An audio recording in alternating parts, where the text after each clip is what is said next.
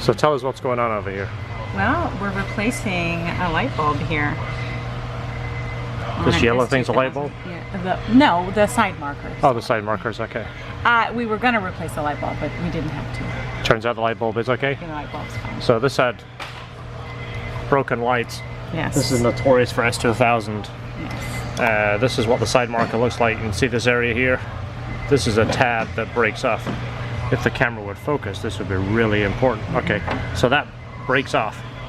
And then apart from using glue or something goofy to hold it back on, the light doesn't stay back on.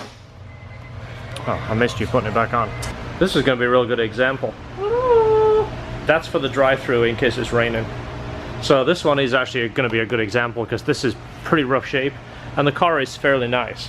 And as I always say, you know, you can clean and wax the car and make the car really look nice, but when the top is so dingy like that, there's not really a whole lot you can do with it. So the top will really clean this up. Also, while he's here, he's getting one of our clutch packages, the Clutch Masters FX300, and we're going to try and repair this. It brought this to us. It's an aftermarket mirror that doesn't want to stay on the glass. As you see, George is scraping on that, but there is a special glue that you use on these, and there's a preparation to make it work. If you don't prep it right, the mirror just keeps falling off, which is what this is doing.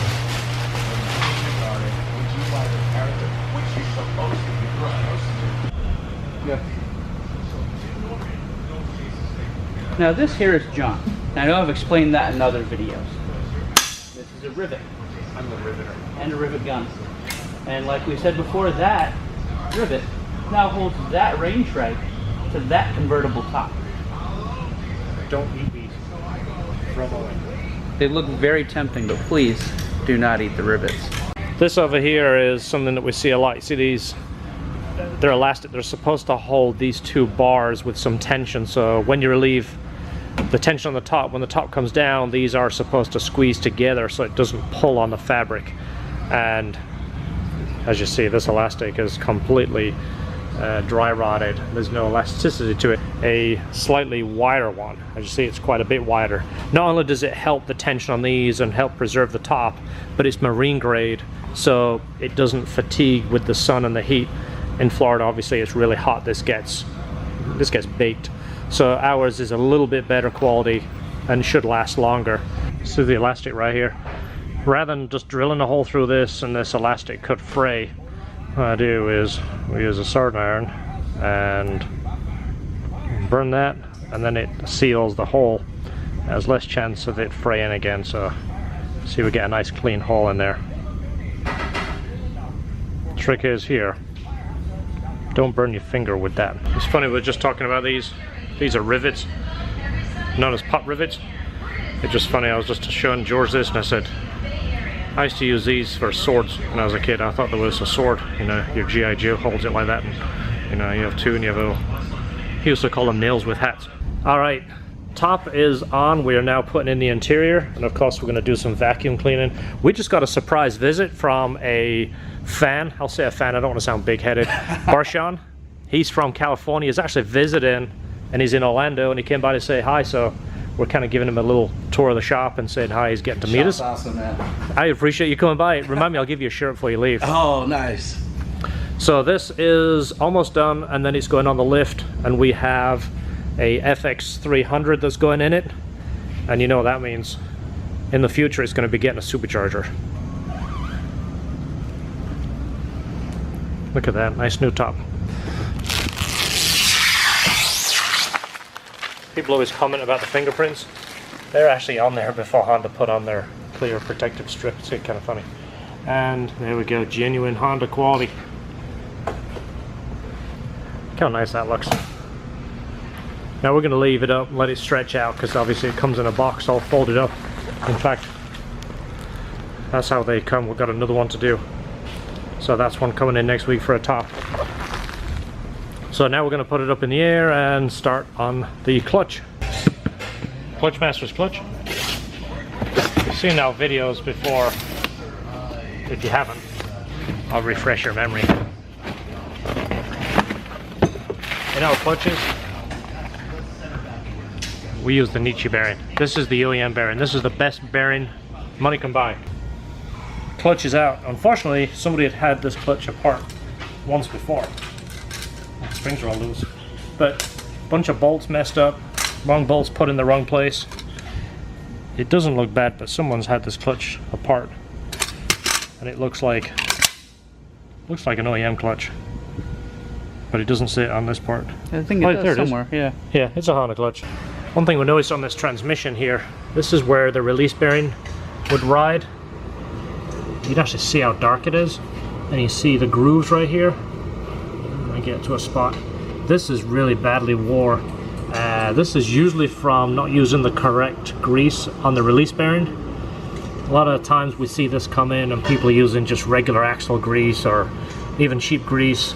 This has to be the ultra high temp grease. The one that we use is obviously the Honda Aurora grease. However you pronounce that, you can correct me. But you can kind of see that is really trash that. Luckily we have some more transmissions here. I'm going to rob one off one of our transmissions that is going to be sitting here for a while. There we go. It's got like a discoloration there, but it's smooth, so the bearing will ride nice on that one, so we're good now. So this is the base of the shifter, which actually goes in the transmission. We usually re-grease these just to make them shift a little bit smoother, but this one's particularly cruddy. So what I'm going to do is take it apart, clean all the parts and grease it, put it back together. This makes a noticeable difference. It makes the shifter just feel super slick, and it's one of those little things you don't tell the customer we do it, we just let them feel it, and they usually come back and say, whatever you did, car feels fantastic. And look what Esther is doing. She's doing what we call TLC. She wanted the car to look better than what it came in. She gets it already. She's basically wiping and kind of dusting down the dash, making it look pretty, kind of wiping off the windows, shaking out the mats. She gets it already. Say hi, you're on film. Hi. So this car is ready. The customer's picking it up today, and we're as excited as he is. Look how good that top looks. Let me spin around and get the sun behind me.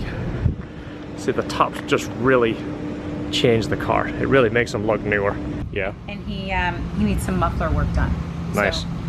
So just to let you know, when you guys call and we're trying to figure out when to bring you in, she is trying to schedule work. She is trying to get you in. Yeah. We are trying to work on the cars that is up. This is what we call the short list, which means when you call and we're trying to fit you in somewhere, we're trying to fit you in around the big projects like this one and this one and not that one. That's where the short list stuff would go. So she is on your side. She's trying to get you in. Is one of the things it doesn't like is the intake. It's kind of plain and boring, looks like it was made out of two pieces of metal, and boom, there you go, there's your intake. Also a couple of little other things. I think he's got an alternator relocation, a different fuel rail, and a few other little things to clean up. And then he also has a diffuser and some parts that he brought with him that we're going to install. So I'll go over that and show you what we're going to do.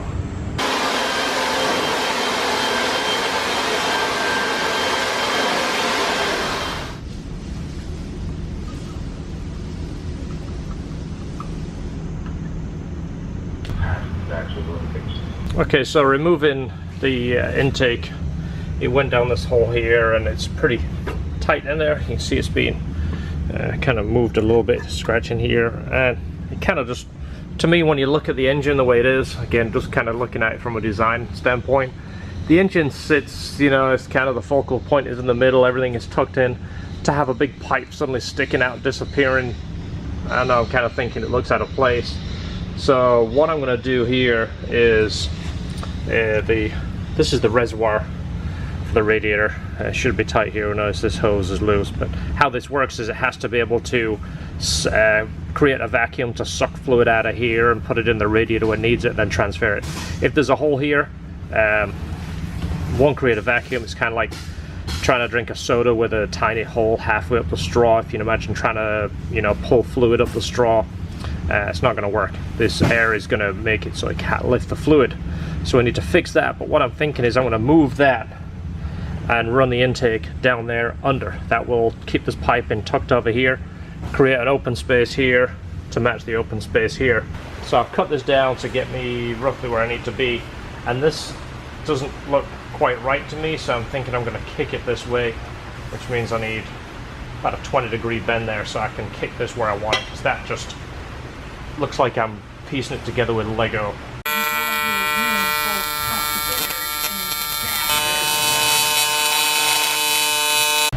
So let me show you what I got going on under here. I got the intake up top where I want it, and I got it in this hole right here. I'm building a bracket right here. There's a rubber isolator right here. It's gonna bolt to here and weld on the pipe. That way it supports the bottom end of this, stop it flopping around, and take some of the weight off the coupler. But that way we don't worry about it stretching out the coupler and it doesn't rattle around inside there. This is like overspray paint. It kind of looks funny in camera. So this is the diffuser that he has supplied. This is pretty popular for the EKs. It's in pretty good shape. There's a couple of little tiny nicks. There's that one we'll notice. There's a little bit of a wobble there, but the body shop will fix that when he gets it painted, I'm sure. Plus there's a seal that goes around it. The axle bag that he provided is one of the short little J's. So if it goes to there, we don't have to cut the whole thing. But, you know, I've got enough to where it fits the whole muffler. I think I might only need to do that.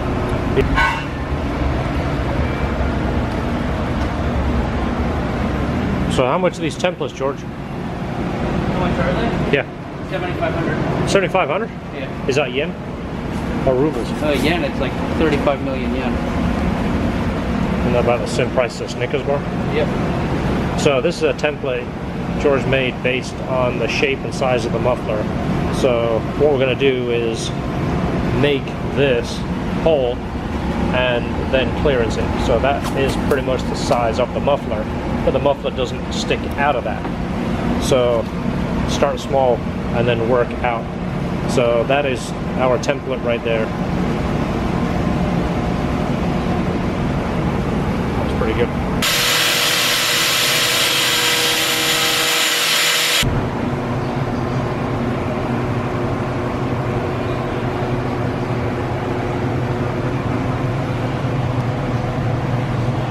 So diffuser has cut. The muffler that it came with is back on the car, and now he is going to take the J's muffler and the piece that we modified and cut so he can get the body shop to paint that before installing it, but now he can swap either muffler. The other thing we did was the intake. Okay, here we are, all ready to go. Much happy with the intake. The reservoir is now over there. You can see the bracket. Actually, it picks up existing holes. It's not drilling in or welding on the frame. I don't like to do any of that. You can see the bracket down there that supports the intake pipe, actually down there. And the intake has much more shape now. And it actually sits a little higher up than before, and it doesn't utilize that hole, which I never like them doing that. Next time around, I'm sure we're going to probably address the fuel rail and change these lines. These lines never like the stainless with the red and blue. It's kind of old school. I think we're going to change that to black. I'll talk with the customer and get an idea of what he's looking for.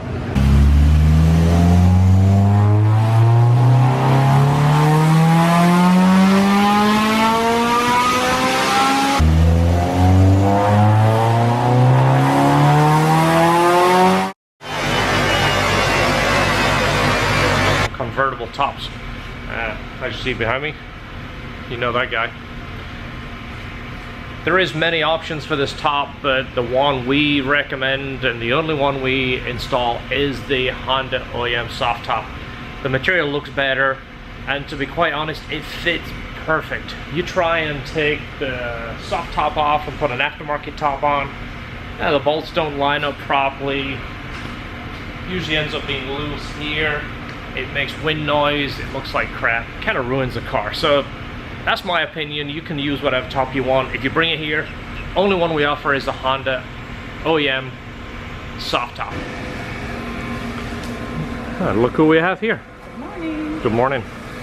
What do you think this car's here for? Usually when we take the seats out, we find all kinds of stuff.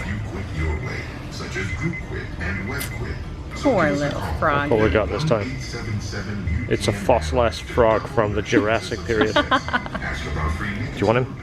No. Yeah. And also, Throw him in the trash. Bad. that's not uncommon either. Frogs in Look how S2000s? he just like his whole middle just disappeared. All that's left are his legs and his head. And notice none of these clips were put back in.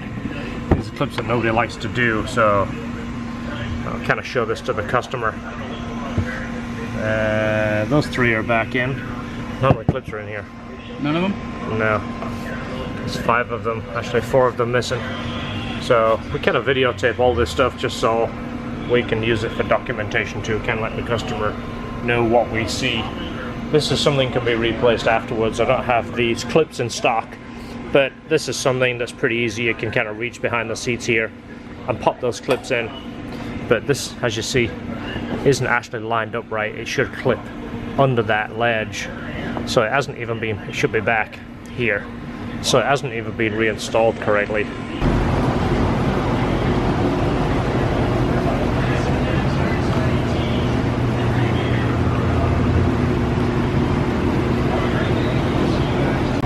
These panels are usually the ones that you don't see. They're in the back and it's covered by the glass and usually get pretty dirty. So now's an ideal time to give them a clean and a quick spruce with Armor All. Get the dust off, make them look a little bit better. Also the Armor All we use, I don't know if you've used this one before, it's one with the air freshening. It's not obnoxious. It says new car smell. It doesn't smell like a new car, but it does have a much nicer smell, and it's not, the Armor All leaves that really greasy film. So this is one we use. Here are the tops in, hooking up some of the plastic stuff. Thought I'd kind of peek in here to show you John hooking up the defroster wires. A lot of pieces missing on here, like all the clips in the back, almost every one was missing.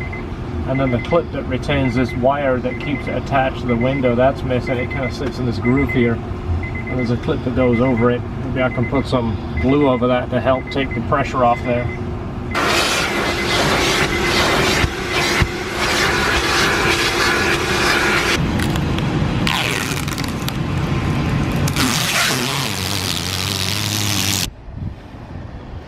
Look at that. That looks so much better. Like I said before, you can wax the car and wash it and get it as clean as you can, but when the top looks all, you know, tore up, it kind of pulls the whole car down. So this really freshens the car up. And this is one of my favorite colors. I don't know if you watch our Supercharger kits, but car number 40 was this color, and with a few little changes that were made and did the valve cover this color, it really did look good. I really like it. If this car was 20% bigger, I'd have one. I'm 6'3" and a little bit too big for these cars. I always feel like I'm jammed in there, so closest thing I could get to this car was a Corvette. So you guys have never driven a Corvette, they basically feel very much like these cars, just bigger. So I'll make this real quick because I tend to talk and talk and talk. I watch myself on camera and realize how much I talk about the same thing and go over, hey, I'm not a paid actor. So this car over here, 96 Integra, got towed to us, car drove, all of a sudden shut off, customer cranks it, doesn't start, calls the tow truck guy comes, checks it out, says, hey, you've got no spark, tows it here. So here's a little side note. This is something my dad taught me growing up, or he drummed into me, and just until I got older it really made sense. I was always working on motorcycles, pulling the engines apart, making them faster, changing the cylinder heads, milling the heads, changing the pistons, whatever. He always says, always check it has gas. Now that was kind of, back in the day I go, what the hell is he talking about? Of course it has gas. The moral of the story is, the more you know, the less you check the basics. That isn't what happened to this, by the way, it had gas in it. But the story is the more you understand an engine and the more technical you become, the more you overlook the basics. Like you get up in the morning, you hit the key, the car doesn't start. First thing you do is pull the cylinder head off and put a new set of pistons in it and a new computer in it. And basically you go right past the basics. So on this car, we almost found ourselves, well, I found myself doing it. I hit the key, same thing, no spark. Engine sounded kind of funny, but overlooked it. I start pulling spare ECUs off the shelf, spare distributors, check the plugs, blah blah blah, still no spark. It isn't until I pull the distributor cap off and get George to hit the key, hey, distributor isn't turning, which means this guy wasn't connected. This is a belt. This is not your belt that you wear with your nice dress pants when you go out. Actually, I know some people that do wear this as a belt. This is the timing belt. This is what keeps the engine in time. It basically connects the bottom end to the top end, and the distributor drives off the back of the intake cam. So this snapped. So rather than wasting 20 minutes changing parts I didn't need to, I should have checked the belt. Luckily, George put a belt on this, and hey, guess what?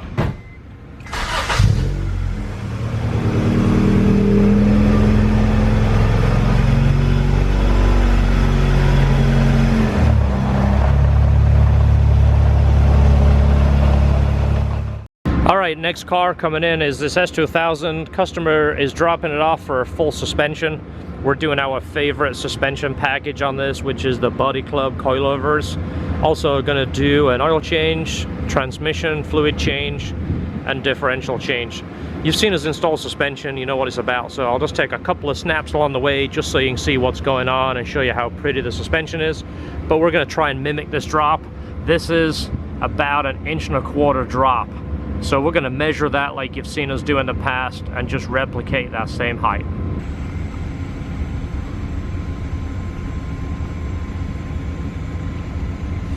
So the new suspension is on. We're going to put this on the ground, kind of see where we're at.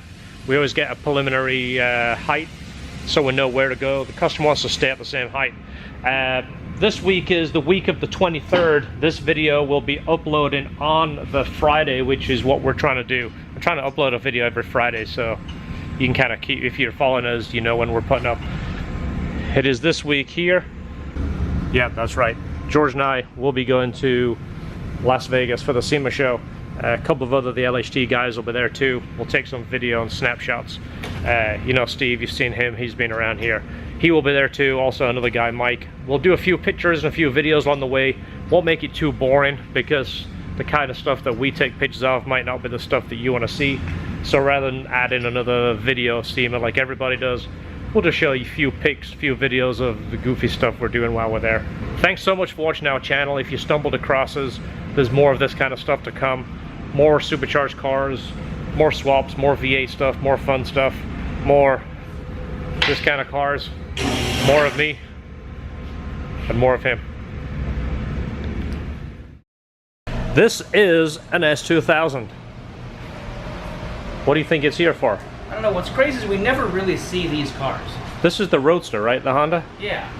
Front wheel drive? No, this one's actually rear wheel drive. It is? Yeah. So the engine's in the back?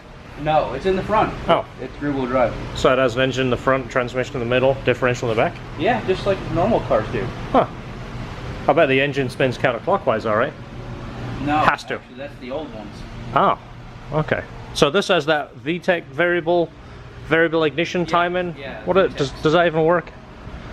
It's supposed to be pretty good.